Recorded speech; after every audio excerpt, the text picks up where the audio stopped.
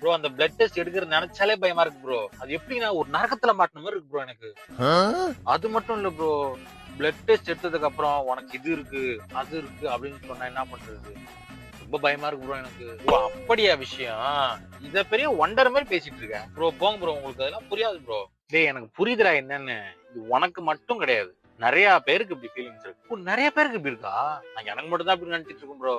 நம்ம உடம்புல சின்னதா ஒரு பிரச்சனை வந்தாலே அது ஏதோ பெரிய பிரச்சனை மாதிரி தெரியும். ஃபார் எக்ஸாம்பிள், உனக்கு லேசா நெஞ்சு வலிச்சாலே உனக்கு ஹார்ட் அட்டாக் வந்து நினைச்சுக்கிற ப்ரோ. ஆமா ப்ரோ, கண்டிப்பா இதை நீ சால்வ் பண்ணியே ஆகணும். இல்லைன்னா ஸ்ட்ரெஸ், ஆங்கர், சேட்னஸ் ஃபீலிங்ஸ்லாம் உனக்கு ஆட்டோமேட்டிக்கா கிரியேட் ஆகும். அதனால உனக்கு நல்லது நினைச்சு செய்யற டாக்டரையும் உனக்கு கிட்டதான் தெரிவாங்க. சரியா? அதெல்லாம் சொல்லிட்டீங்க, எப்படி இதை ஓவர் கம் பண்ணு சொல்ல மாட்டீங்களே? இது நீ ரொம்ப எக்ஸ்ட்ரீமா ஃபீல் பண்ணனா உடனே தெரபிஸ்டவே பாத்துரு. இல்ல நார்மல் தான் அப்படின்னு ஃபீல் பண்ணனா கீழே ஓசிடின்னு கமெண்ட் பண்ணு, உனக்கு நான் டிஎம் பண்றேன். உடனே பண்றேன் bro.